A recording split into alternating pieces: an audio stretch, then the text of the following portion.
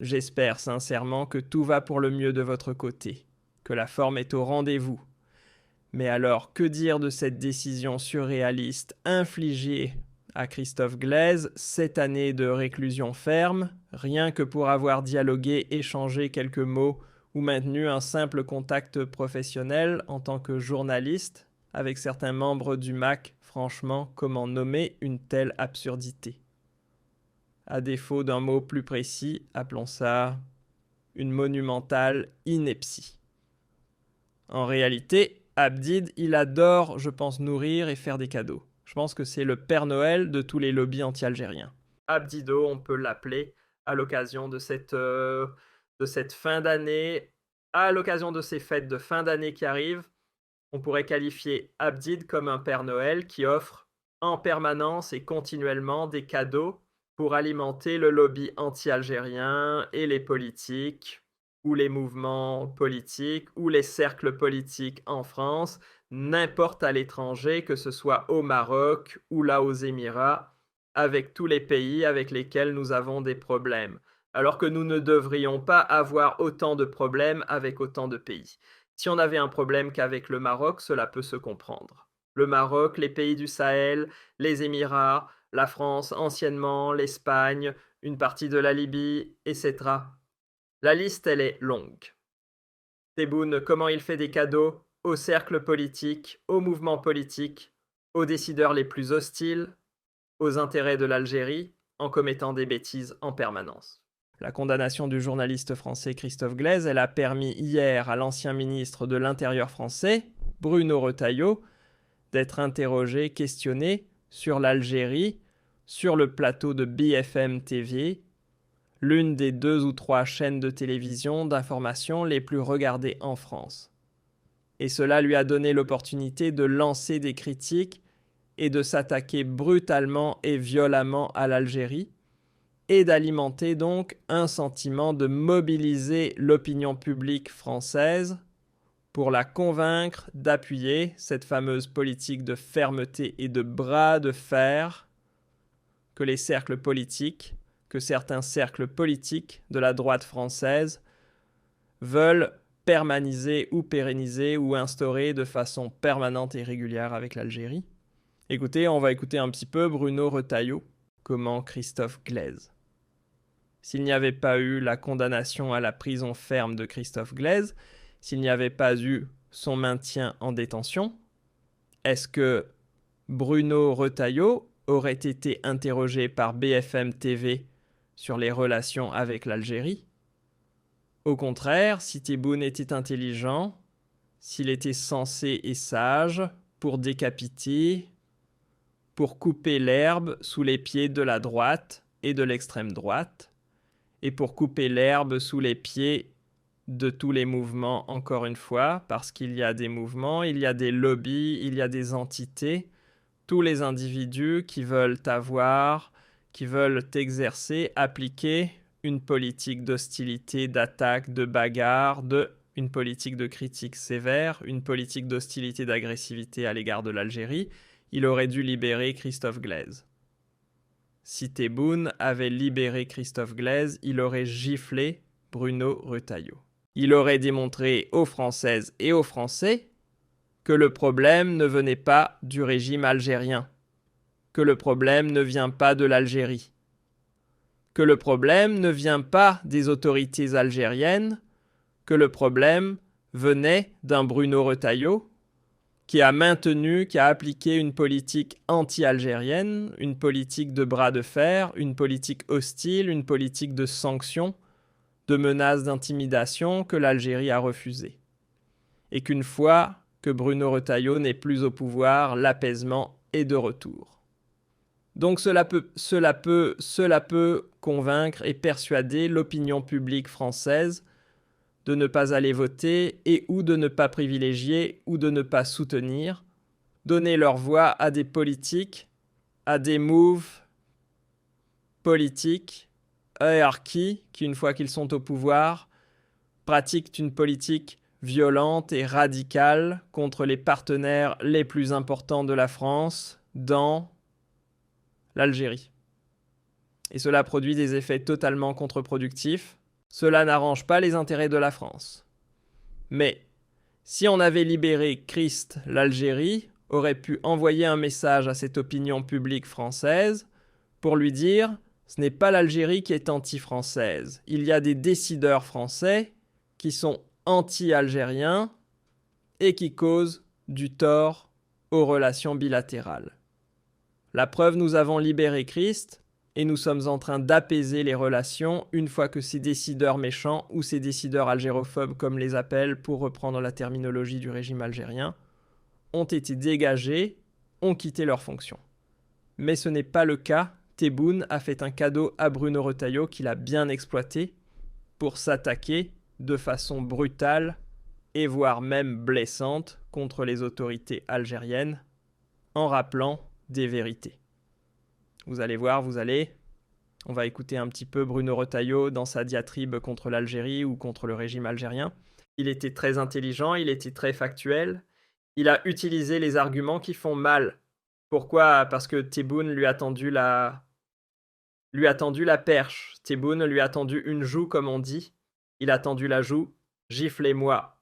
Donc l'expression va tendre l'autre joue. Voilà, il lui a tendu l'autre joue, tellement il fait des bêtises et des conneries, il alimente.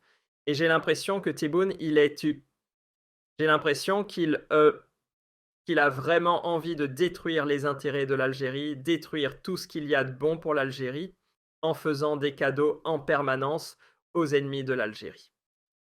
Toi, quand tu maintiens en détention Christophe Glaise, tu ne fais que renforcer la droite, l'extrême droite, et les lobbies les plus anti-algériens. Un journaliste sportif qui n'a commis aucun crime. Il a rencontré les gens du MAC à Paris pour donner à Albéré 500 € à sa famille. Le défunt Albossé, pourquoi a-t-il pris 500 € des gens du MAC pour les donner à la famille d'Albari Bossé? Ça, c'est une action politique. Ça, c'est l'apologie du terrorisme. Comment? Qu'est-ce qu'il a fait? Quelle est l'activité? Quel est le tort? Quel est le comportement répréhensible ou condamnable immoral de Christophe Glaise, qui peut être assimilé à une apologie, parler en tant que journaliste ou faire le facteur au profit d'une famille d'un joueur qui est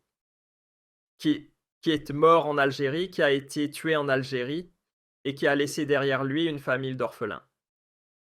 Ça, ce n'est pas faire l'apologie du terrorisme. Écoutons d'abord Monsieur Bruno Retailleau. C'est très intéressant ce qu'il a dit hier. C'est intéressant pas dans la violence du ton ou de la critique, c'est intéressant dans la mécanique politique. C'est ce que révèlent les prises de position là et la nouvelle prise de parole de Bruno Retailleau, ce qu'elle révèle sur l'état des relations entre l'Algérie et la France. Ce qu'elle révèle sur les dégâts irréparables qui ont été commis par Tebboune, qui fait des cadeaux avec des bêtises comme celle de l'enfermement et l'emprisonnement et le maintien en détention de Christophe Glaise. Il fait beaucoup de mal aux intérêts de l'Algérie, puisqu'il permet encore une fois aux mouvements les plus anti-algériens, les plus algérophobes de monter en puissance. Europe, c'est français, je vous rappelle quand même qu'ils ont failli assassiner un opposant, Amir DZ. Est-ce que c'est normal qu'on ait des accords de 1994 et qu'ils refusent de reprendre leurs obligations de quitter le territoire français, qui sont très dangereux? Il y a déjà un Algérien en obligation de quitter le territoire français, très dangereux, qui a assassiné à Mulhouse un retraité portugais. Est-ce que c'est normal qu'on laisse faire en regardant, voilà, Monsieur Glaise? D'ailleurs, j'ai lu ce que son frère avait dit il y a quelques jours. Il a eu cette phrase « On s'est fait avoir ». Par qui?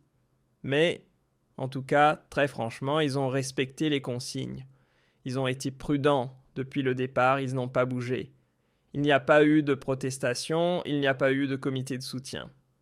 Pour quel résultat est-ce que vous jugez qu'Emmanuel Macron est humilié par l'Algérie? C'est la France qui est humiliée.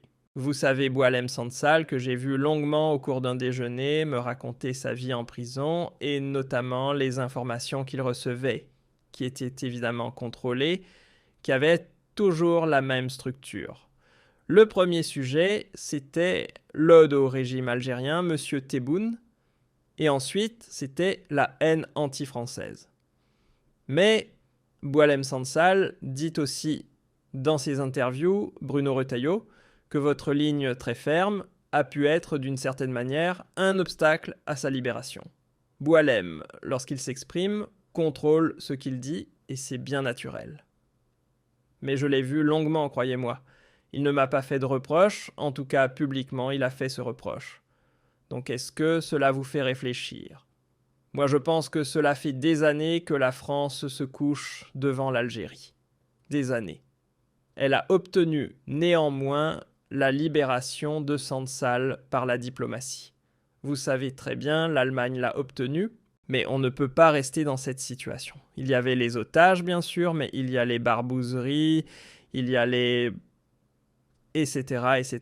On ne peut pas, nous, la France, toujours, baisser le regard. C'est un régime qui est totalement coupé. D'ailleurs, Boualem me l'a dit que j'avais la cote dans le peuple algérien. Ah, oui, pas auprès des dirigeants, bien sûr. Vous croyez que le peuple algérien est derrière ce régime dictatorial? Je rappelle qu'il y a eu le Irak. Et on voit bien que là encore, ils sont anti-français. Donc il faut simplement sortir de cette relation qui est passionnelle et faire en sorte qu'elle soit équilibrée, c'est-à-dire que quand ils ne veulent pas appliquer leurs accords, on n'applique pas les accords qui leur sont favorables.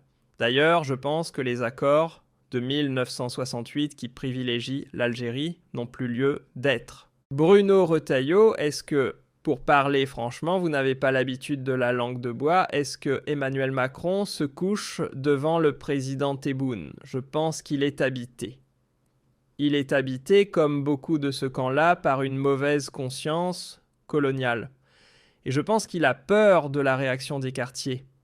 Quand on voit par exemple, parce que c'est un bon indicateur ce qui s'est passé quand il y a eu l'élection de M. Tebboune et la très faible participation justement de la diaspora algérienne en France, participation à peine 5%, on voit bien que les Algériens ne soutiennent pas le régime militaire autoritaire d'Algérie. Donc il faut s'émanciper de ces vieux schémas. Est-ce que vous seriez prêt à couper tous les visas, par exemple, à ne plus avoir de relations diplomatiques avec l'Algérie, à dénoncer le traité de 1968, prêt à dénoncer le traité de 1968, bien sûr. Et je serais prêt, évidemment, à appliquer parce que la politique de fermeté que j'ai voulu mener, elle n'a pas vraiment été menée puisque l'Élysée, comme le Quai d'Orsay, s'y opposait. Je veux le rappeler simplement, je pense que sur les visas, vous ne pouvez pas d'un côté accorder 250 000.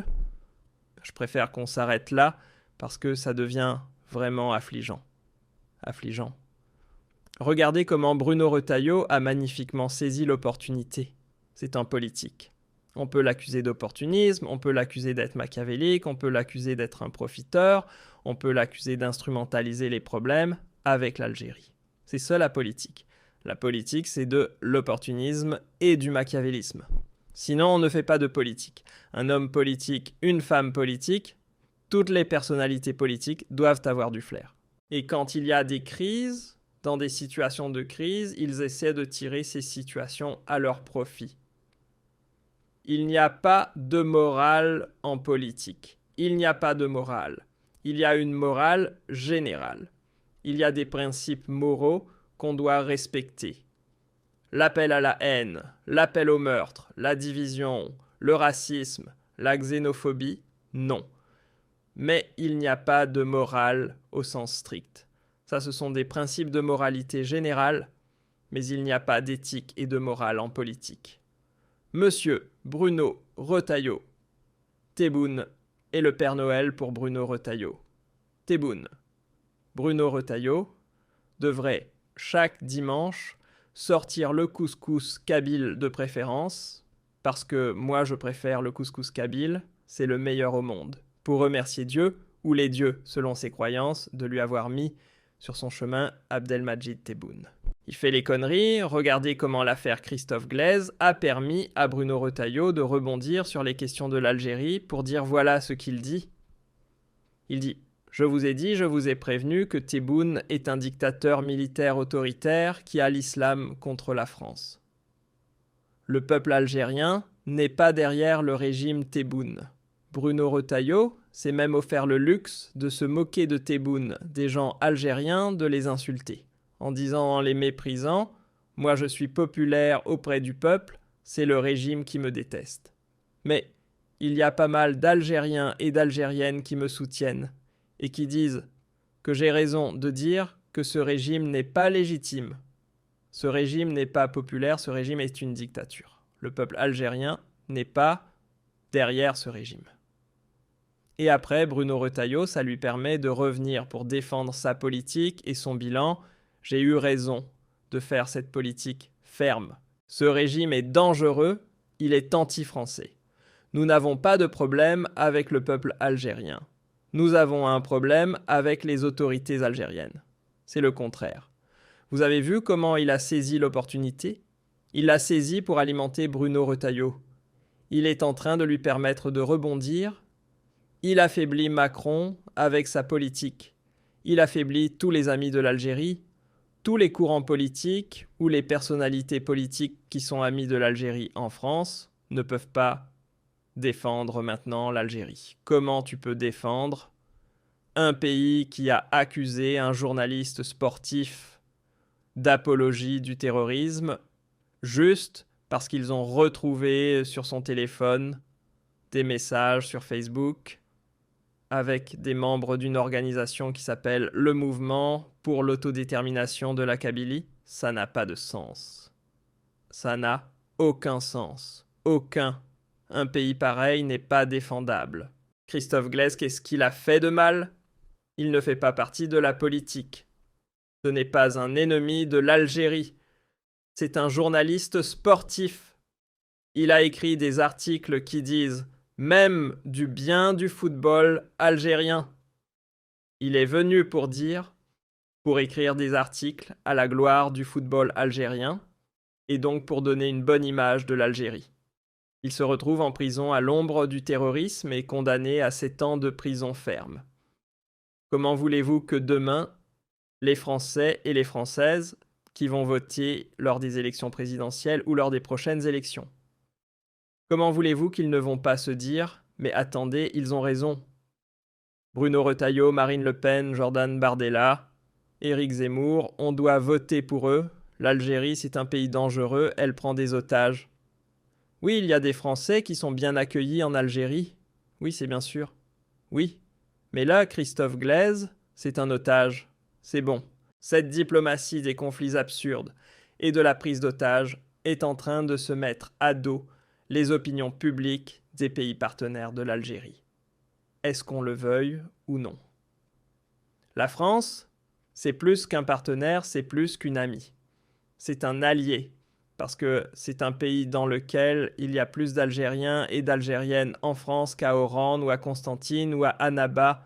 L'importance de la communauté algérienne, le poids des relations, le poids stratégique, économique et diplomatique et les intérêts, les immenses intérêts que nous avons humains. La France a une relation intime avec l'Algérie. Ce n'est pas une relation politique normale. Ce n'est pas le Maroc ou l'Espagne ou l'Italie. Nous avons 5 millions de personnes.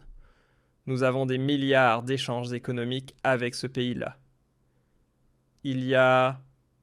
Demain, on pourrait avoir On a eu déjà des ministres français d'origine algérienne. On pourrait peut-être un jour avoir un président français d'origine algérienne parce que la communauté algérienne est démographiquement en train de prendre de l'importance en France. Donc la politique, l'intelligence, le bon sens auraient dicté le devoir et l'impératif d'entretenir une relation amicale à l'amiable, de faire du lobbying, d'être ferme sur certaines positions de l'intérêt, qui relèvent des intérêts de l'Algérie, mais pas de provoquer des disputes et des conflits en permanence et de la provocation, et commettre des bêtises qui alimenteront tous les partis, les mouvements et les clans anti-algériens en France. C'est ce que fait Tebboune. C'est le Père Noël de l'extrême droite. Tebboune, c'est le Père Noël pour Bruno Retailleau et pour les autres, le mouvement de l'extrême droite ou de la droite dure française. C'est un Père Noël. Il leur fait des cadeaux, il leur dit « Allez-y, je vous alimente. Détestez l'Algérie. Voici, je vous donne des arguments pour que vous pratiquiez une politique ferme et hostile et agressive et anti-algérienne. » C'est ça la conclusion de ce conflit débile. Le conflit avec la France, il est débile. On a commencé par le Maroc, le Sahara occidental, et aujourd'hui, on se retrouve à traiter des problèmes qui s'accumulent et qui s'aggravent. On n'a pas géré les choses comme ça. Aucun président Bouteflika n'a géré les choses comme ça. Il fallait être ferme sur les dossiers où il faut être ferme. Il faut lâcher du lest quand il faut lâcher du lest. Et il faut arrêter de croire que la prise d'otage, que le chantage fonctionne. Le chantage ne fonctionnera pas. Il s'est humilié, il s'est discrédité. Il s'est humilié et il s'est discrédité, ni plus ni moins. Il a été réduit au président qui doit dire oui à une puissance étrangère au bout de 48 heures, mais il n'a rien gagné avec l'affaire Benamar. Et il a fait de Benamar un héros de la liberté d'expression, un héros mondial, un grand écrivain, un grand intellectuel, alors qu'il était connu que par une minorité d'Algériens et de Français. Il n'avait aucune audience.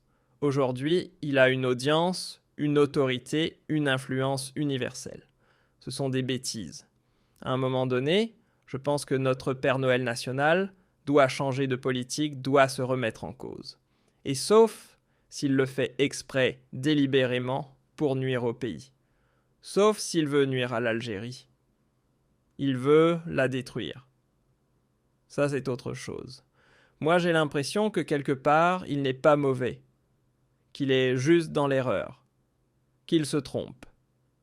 J'espère qu'il n'est pas mauvais, j'espère qu'il ne le fait pas de façon consciente, j'espère qu'il n'est pas en train de nuire à l'intérêt de notre pays ou de détruire notre pays de façon consciente.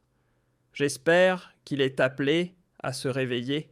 Mais s'il ne se réveille pas, si malheureusement son réveil va s'avérer impossible, tout simplement, à un moment donné, son entourage devra choisir. On ne peut pas continuer. Ou on sauve l'Algérie, ou on sauve Tebboune, on ne peut pas sauver les deux. Si on ne peut pas sauver le règne et le mandat de Tebboune, il faudra qu'on sauve l'Algérie. Moi, mon choix, il est clair, c'est l'Algérie. Je pense que la majorité écrasante des Algériens et des Algériennes vont choisir leur pays.